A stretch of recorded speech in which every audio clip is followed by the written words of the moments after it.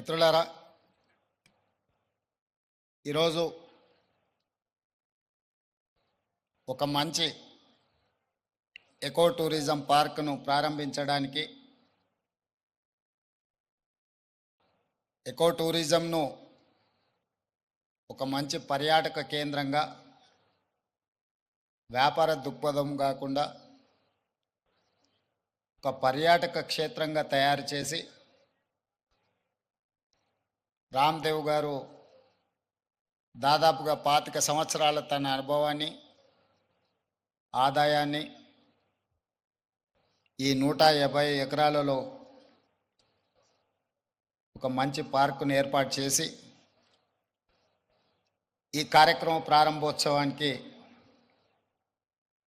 నాతో పాటు మెగాస్టార్, కేంద్ర మాజీ మంత్రివర్యులు, మనందరి అభిమాన నాయకుడు చిరంజీవి గారిని ప్రత్యేకంగా ఆహ్వానించి, అదేవిధంగా తెలంగాణ మంత్రివర్యులు జూపల్లి కృష్ణారావు గారిని,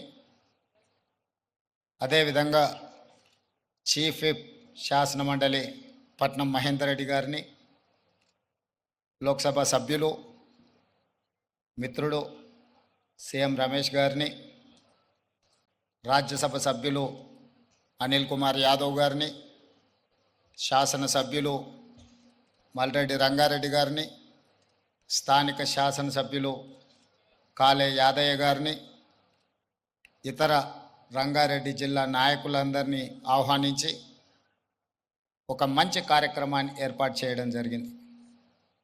వాస్తవంగా మా ప్రభుత్వం ఏర్పడ్డ తర్వాత అధికారులతో, మంత్రులతో చర్చించి తెలంగాణ రాష్ట్రం ఐటీ, ఫార్మా రంగాలలో రాణించడం, ఇన్ఫ్రాస్ట్రక్చర్ రంగాలలో దేశంలోనే ప్రముఖ సంస్థలు తెలంగాణ రాష్ట్రం నుంచి ఈరోజు నిర్మాణ రంగంలో రాణించినాయి. ఇక తెలంగాణ రాష్ట్రానికి కావలసింది temple tourism, health tourism, eco tourism. ఒక రాష్ట్రం యొక్క ఆదాయం పెరగాలి, ఒక రాష్ట్రానికి గుర్తింపు రావాలి అని అంటే పరిశ్రమలు, పెట్టుబడులే కాదు, ఆ రాష్ట్రంలో ఉన్న టెంపుల్ టూరిజం, ఎకో టూరిజమే ఆ రాష్ట్రం యొక్క ఆదాయాన్ని పెంచడమే కాకుండా రాష్ట్రం యొక్క గుర్తింపు, గౌరవాన్ని కూడా పెంచుతుంది. ఈరోజు మనకు సంబంధించిన మిత్రులు కావచ్చు, బంధువులు కావచ్చు, చాలామంది వాళ్ళ పిల్లల పెళ్ళిళ్ళు చేయాలన్నా, శుభ కార్యక్రమాలు ఏమైనా చేయాలి అని అంటే మన ప్రాంతం కాకుండా రాజస్థాన్కో లేకపోతే ఇతర దేశాల్లోకి వెళ్ళి అక్కడ కార్యక్రమాలు చేసుకుంటున్నారు. దానికి ప్రధానమైన కారణం ఆ ప్రాంతంలో ఉండే టెంపుల్ టూరిజం, అదేవిధంగా ఎకో టూరిజం. వీటితో పాటు ఎవరిని కదిలిచ్చినా మన వాళ్ళని బెంగళూరు జిందాల్లో జాయిన్ అయినని కొంతకాలము అని చెప్పి చెప్తూ ఉంటారు. మనం ఈరోజు మందిరాలను దర్శించుకోవాలంటే తమిళనాడుకో ఇతర రాష్ట్రాలకో వెళ్తున్నాం. ఫారెస్ట్లో ప్రకృతి సహజ వనరులను చూడాలి అంటే మధ్యప్రదేశో లేకపోతే ఇతర రాష్ట్రాలకు వెళ్తున్నాం. అదేవిధంగా హెల్త్ టూరిజం విషయంలో కూడా మనం ఎక్కడెక్కడికో వెళ్ళాల్సిన పరిస్థితి. కానీ అన్ని సహజ వనరులు ఉన్న తెలంగాణ రాష్ట్రంలో ఇప్పటి వరకు ప్రభుత్వాల దృష్టి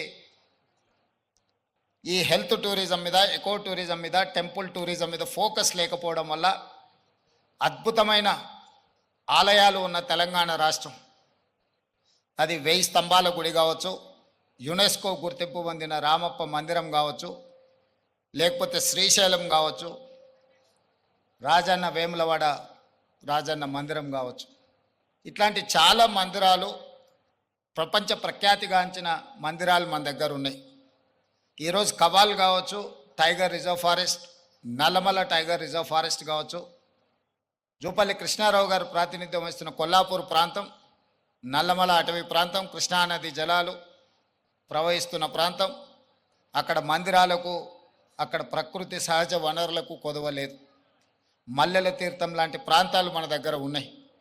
కానీ వీటికి ఇవ్వాల్సినంత ప్రాధాన్యత, తీసుకురావాల్సినంత గుర్తింపు తీసుకురాకపోవడం వల్ల మన రాష్ట్రంలో temple tourism, eco tourism, health tourism వెనుకబడుతున్నది. ఈరోజు ఎకో టూరిజంలో టూరిజం పాలసీని ఈ మధ్యలోనే శాసనసభలో మనం చర్చించడం, దానికి మంత్రి జూపల్లి కృష్ణారావు గారే ఆ పాలసీ తయారీలో కీలక పాత్ర పోషించారు. రాబోయే కొద్ది రోజుల్లో టూరిజం పాలసీని తీసుకొచ్చి టూరిజం పాలసీలో ఎకో టూరిజంను ప్రోత్సహించాలని ఈరోజు మన ప్రభుత్వం ముందుకు వెళ్తున్నది. కానీ ప్రభుత్వానికంటే ముందే ఎకో టూరిజం ఈరోజు రామదేవరావు గారి ఏర్పాటు చేసిన 150 ఎకరాలలో ఒక అద్భుతాన్ని సృష్టించిండు. ఈ అద్భుతం వారికి ఒక్కరికి ఆదాయం తెచ్చిపెట్టేది కాదు, రాష్ట్రానికి కూడా ఆదాయం తెచ్చిపెడుతుంది, రాష్ట్రానికి కూడా గుర్తింపు, గౌరవం తెచ్చిపెడుతుంది. ఈరోజు మనం మొక్కలు కొనాలంటే గోదావరి జిల్లాలకు వెళ్ళాల్సిన పరిస్థితి. ఎవరైనా జూబ్లీ హిల్స్, బంజారా హిల్స్ లేదా ప్రముఖులు ఎవరైనా ఇల్లు కట్టుకుంటున్నారు అని అంటే గోదావరి జిల్లాల నుంచి మొక్కలు తెప్పించుకునే పరిస్థితి నుంచి ఈరోజు వికారాబాద్, చెవెళ్ళ ప్రాంతం నుంచే ఎవరు ఇల్లు కట్టుకోవాలన్న ఇంతకుముందు పెద్దలు చిరంజీవి గారు చెప్పారు. 20 సంవత్సరాల క్రితమే వాళ్ళు ఇల్లు కట్టుకున్నప్పుడు జూబ్లీహిల్స్లో ఒక ప్రత్యేకమైన మొక్కల్ని పెట్టాలి అంటే రామ్దేవ్ గారి దగ్గర నేను తీసుకున్నాను. ఇది ఇంకా అభివృద్ధి పదం వైపు నడవాలి. ఈరోజు ఇక్కడ జరిగిన అభివృద్ధి ఇక్కడ మన కళ్ళకు కనిపిస్తున్నది 30%. నేను అనుకోవడం ఇంకొక సంవత్సరంన్నర తర్వాత ఇది ఒక అద్భుతమైన పర్యాటక క్షేత్రంగా మారుతుంది అనడంలో ఎలాంటి సందేహం లేదు. ఖచ్చితంగా ఇది ఆ దిశగా రాణిస్తుంది. ఇక్కడ మేము కొంతనే చూసినాం, మిగతా ఏర్పాట్లు కూడా అద్భుతంగా చేస్తున్నారు. దీంతో పాటు ఇంతకుముందే మా యాదయ్య గారు చెప్తున్నారు, వికారాబాద్కి హవా లాఖో రూపాయి కా దవా అని. వికారాబాద్లో ఉన్న అడవిని ఆనాడు నిజాం సర్కార్ మెడిసినల్ ప్లాంట్స్ పెట్టి మీకు మొత్తం తెలంగాణ రాష్ట్రంలో ఉండే టెంపరేచర్ కంటే చిరంజీవి గారు వికారాబాద్లో వికారాబాద్ అటవీ ప్రాంతంలో 2-3% టెంపరేచర్ తక్కువ ఉంటుంది.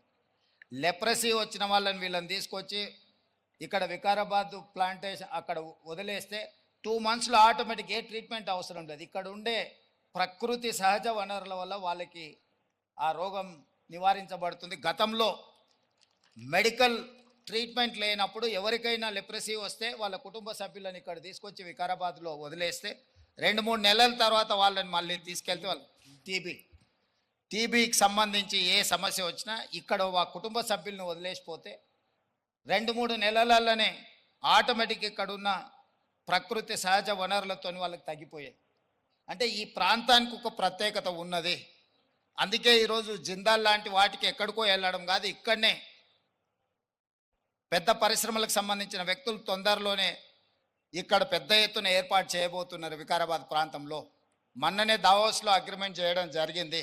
తొందరలో వికారాబాద్ ప్రాంతాన్ని ఎకో టూరిజంలో పూర్తి స్థాయిలో అభివృద్ధి చెయ్యాలని ప్రభుత్వం ఏదైతే అనుకుంటుందో ఒక అడుగు ముందు ప్రభుత్వానికంటే రామ్దేవ్ గారు వేసి ఇంత మంచి వ్యవస్థని ఇక్కడ ఏర్పాటు చేసిండు.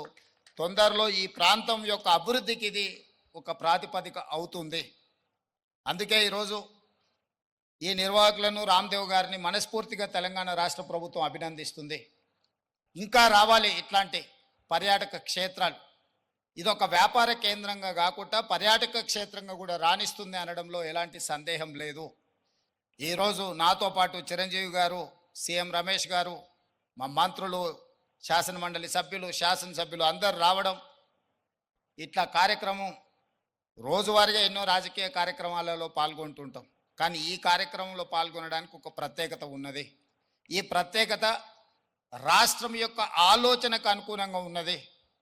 ఈరోజు రాష్ట్ర ప్రభుత్వం ఏదైతే ఎకో టూరిజం పాలసీలో ఇలాంటి పార్కులు మేము డెవలప్ చేయాలనుకుంటున్నామో రాబోయే రోజుల్లో ఖాళీ వరి పండించడమే కాదు, ఇతర కమర్షియల్ క్రాప్స్ వైపు ఈరోజు వనాలు, ప్రకృతి వనాలను పెంచడానికి కూడా రైతులను ప్రోత్సహించడానికి ప్రభుత్వం వైపు నుంచి ప్రణాళికలు ఉన్నాయి.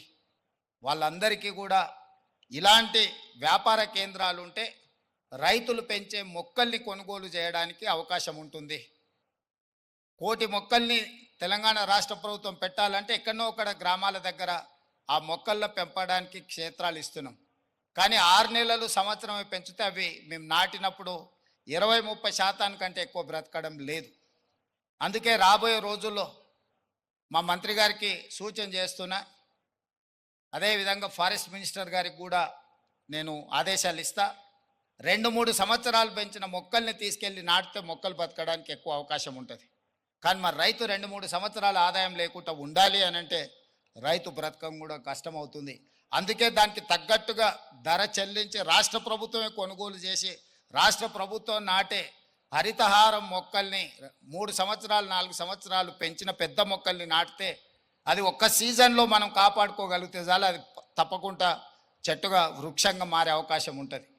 అందుకే రాబోయే రోజుల్లో ప్రభుత్వం యొక్క విధి విధానాలను చర్చించుకొని వాటిని సవరించుకొని తెలంగాణ రాష్ట్రాన్ని ఒక ప్రకృతి వనంగా మార్చాలని. అక్కడ రామయ్య గారు ఉన్నారు, ఒక సామాన్యమైన రైతు. మీరందరూ వారు ఎవరో అనుకోవచ్చు. రామయ్య గారు ఆయన ఒక వ్యవసాయ కుటుంబం నుంచి వచ్చి మొక్కలు నాటే కార్యక్రమంలో భారత ప్రభుత్వం వారికి పద్మశ్రీ అవార్డు ఇచ్చింది. చిరంజీవి గారు రాణిస్తే చిరంజీవి గారికి పద్మభూషణ్ ఏ విధంగా ఒక రంగంలో రాణిస్తే ఇచ్చిండ్రో, ఒక రైతుకు కూడా మొక్కలు నాటడంలో రాణించినందుకు రామయ్య గారికి ఆ గుర్తింపు వచ్చింది. ఖమ్మం జిల్లాలో ఒక మారుమూల ప్రాంతంలో ఉండే ఒక వ్యవసాయ రైతు మొక్కలు నాటడం వల్ల పద్మశ్రీని సాధించిండు. అంటే ఒక కమిట్మెంట్, డెడికేషన్ ఉంటే ఈ ప్రభుత్వాలు గుర్తిస్తాయి, ప్రోత్సహిస్తాయి. రామయ్య గారు లాంటి వాళ్ళని మనం ఆదర్శంగా తీసుకోవాలి. అందుకే ఈ మధ్యకాలంలో కేంద్ర ప్రభుత్వాన్ని కలిసినప్పుడు మాకే నాంపే ఎక్ పేట్ అంటే తల్లి పేరు మీద విద్యార్థులందరూ ఒక మొక్కను నాటి దాన్ని సంరక్షించాలనే ఒక విధానాన్ని ముందుకు తీసుకొస్తున్నాము. ప్రతి విద్యార్థి తమ కన్న తల్లి పేరు మీద ఒక మొక్క నాటి ఆ స్కూల్లో ఆ మొక్కను కాపాడితే కొన్ని లక్షలాది కోట్లాది మొక్కల్ని ప్రతి సంవత్సరం మనం పెంచుకుంటూ పోవచ్చు. ఇట్లాంటి వినూత్నమైన కార్యక్రమాలను ప్రభుత్వం తీసుకురావాలనుకుంటుంది. తొందరలోనే ఈ విధి విధానాలతో ముందుకు వస్తాం. ఏది ఏమైనా రామ్దేవ్ గారిని మనస్ఫూర్తిగా అభినందిస్తున్నా. ఒక మంచి పర్యాటక క్షేత్రంగా దీన్ని తీర్చిదిద్దండి. ప్రభుత్వం వైపు నుంచి అవసరమైన సహకారం తప్పకుండా ప్రభుత్వం అందిస్తుంది. మంత్రి జూపల్లి కృష్ణారావు గారు, స్థానిక శాసనసభ్యులు యాదయ్య గారు, మహేందర్ రెడ్డి గారు ఉన్నారు. ఏదైనా స్థానికంగా అంశాలు ఉన్నా కూడా వారు మీకు సంపూర్ణమైన సహకారాన్ని అందిస్తారని తెలియజేస్తూ మీ అందరి దగ్గర సెలవు తీసుకుంటున్నారు. ధన్యవాదాలు మిత్రులారా.